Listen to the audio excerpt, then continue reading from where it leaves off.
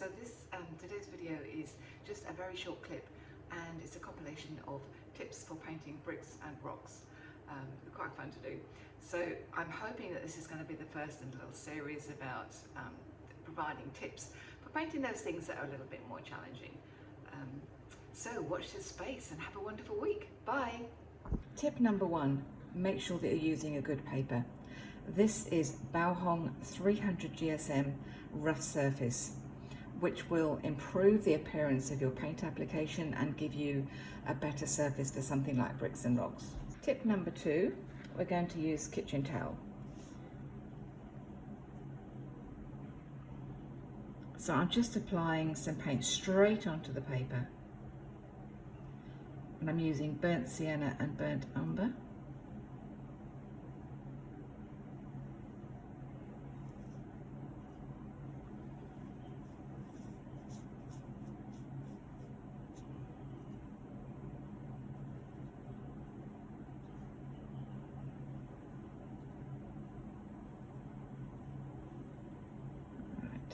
Reasonably fluid, quite a wet paint. Okay, and then you get your kitchen towel and you press it down.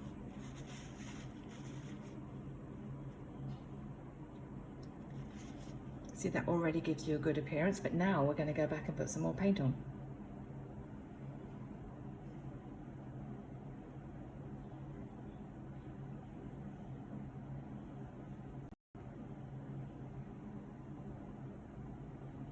So this time, rather than going back with weak paint, I've gone into the lump of paint.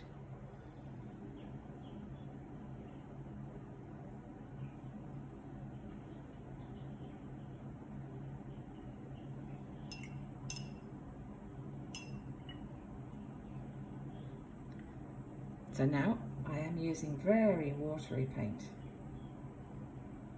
And there's a few different colours. I've used the blue that was on the palette and a bit of red.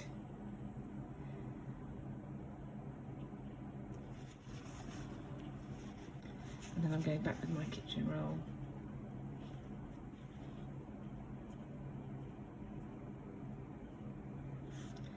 Can you see how we're getting a lovely uneven surface there?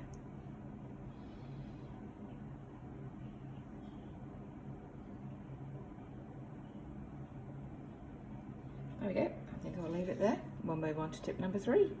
Tip number 3, wax resist. So I've sharpened the end of a candle. Now be careful, the main thing to be aware of is not to overdo it.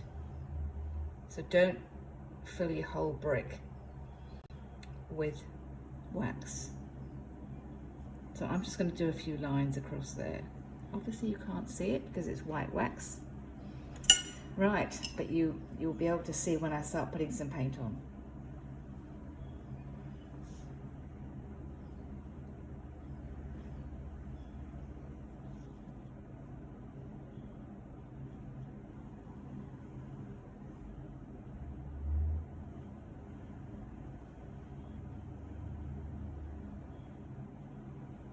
Okay.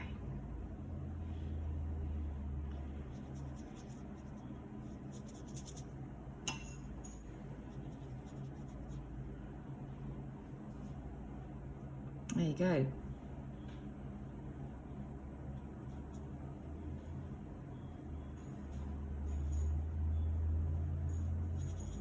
There you go. How good does that look?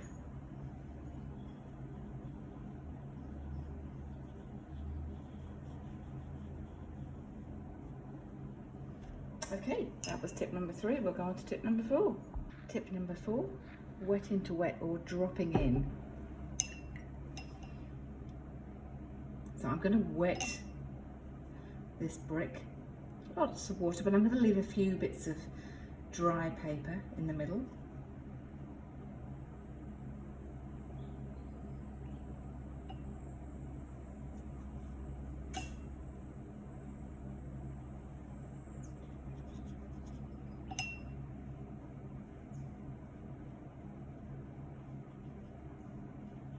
Now I'm just going to drop some colour in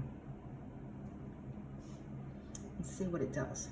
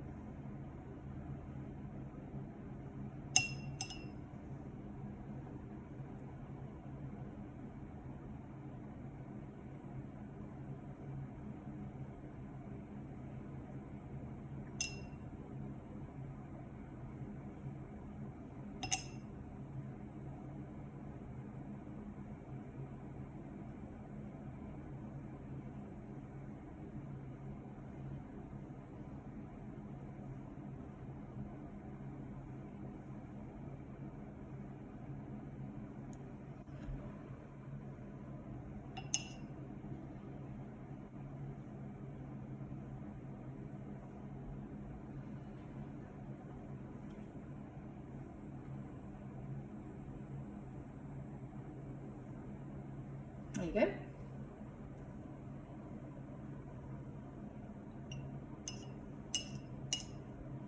That was tip number 4. Tip number 5. Now we're going to enhance what we've already done, so we're going to use some coloured pencils. So we've got Lila Rembrandt, and we have got Polychromas, and these are Albert Dürer Faber-Castell, all in very similar colours, and I've also got a white somewhere. So white watercolour pencil is also a really useful pencil to have. So what we're going to do this time is we're not actually going to create a new brick, we're going to enhance what we've already done. And you'll notice I've turned it around because the top one is still a little bit wet.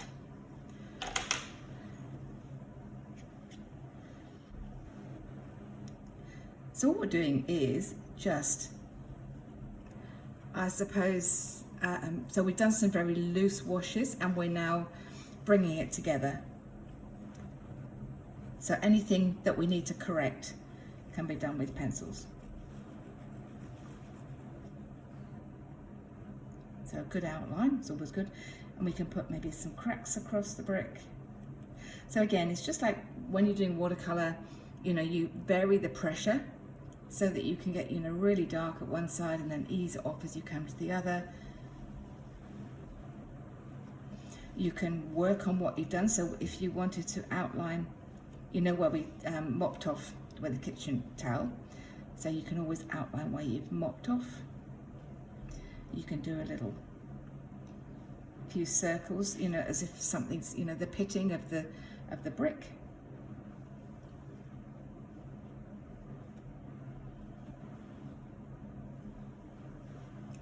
Just, you know, the same applies to rocks, so you can use exactly the same sort of techniques for rocks.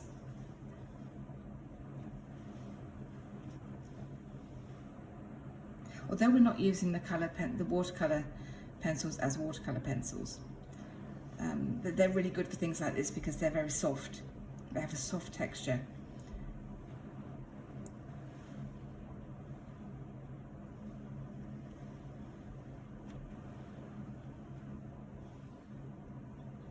Okay, so I'm going to go in between this one and the next video. I'm just going to paint where the mortar would be, and then we've got one last tip. Okay? Okay, tip number 6 and the last one, and it's actually pretty similar to the last one. It's just using a watercolor pencil, and we're going to use white, and it's really good and you do this when it's dry. So if you've got dark areas of your bricks and you color over on a rough paper, you know, I was saying about it's got bumps all over it. So when you color over the top, you can see the color underneath, so you get a really unusual texture. And it's really clever. Trying to find a really good bit to colour over. I did this bit beforehand, so I don't know if you can, let's see if we can zoom in at all. Can you see this bit here, a bit like a spider's web? And it's really clever and just gives it a really interesting texture.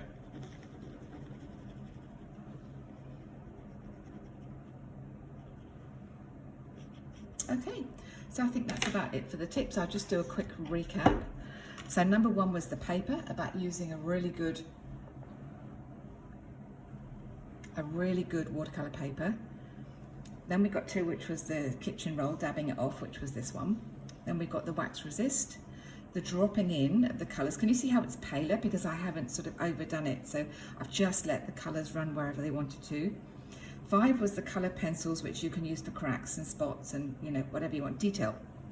And then 6 was just adding the white watercolor pencil to give you that real grainy look. So I hope that you've enjoyed this and that you've got something out of it, and look out for my next tips video. Okay, thanks a lot. Bye.